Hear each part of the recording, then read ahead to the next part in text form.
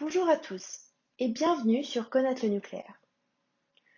Pour qu'un combustible nous soit utile dans un réacteur nucléaire, il doit être capable de subir une fission et d'entretenir une réaction en chaîne. Aujourd'hui, nous allons discuter des différences entre les matières fissiles, fertiles et fissibles. Mais d'abord, jetons un coup d'œil à ce diagramme simplifié de la fission. Ici, nous avons notre gros noyau qui va être frappé par un neutron. Le neutron va être absorbé par le noyau ainsi que son énergie.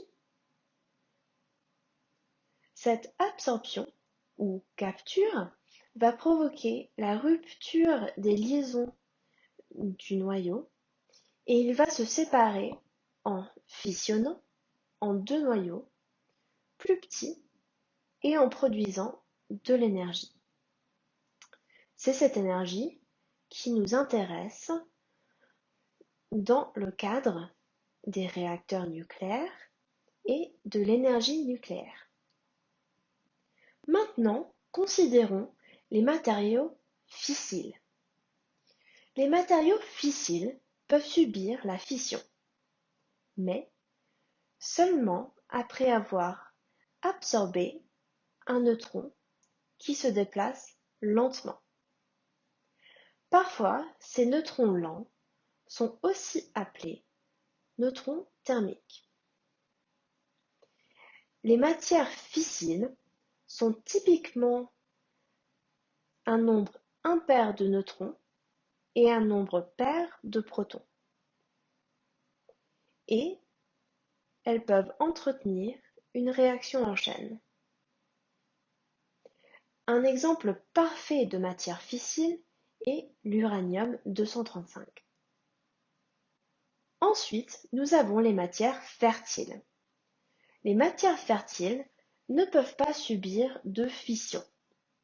Cependant, elles sont capables de se transformer en matière fissile en absorbant des neutrons. Un bon exemple est l'uranium-238 qui ne peut pas subir de fission mais qui peut absorber des neutrons et se transformer en plutonium-239 qui peut subir une fission. Ainsi, le plutonium-239 est fissile. Les noyaux fertiles ont généralement un nombre pair de neutrons et un nombre pair de protons. La dernière catégorie est celle des matières fissibles.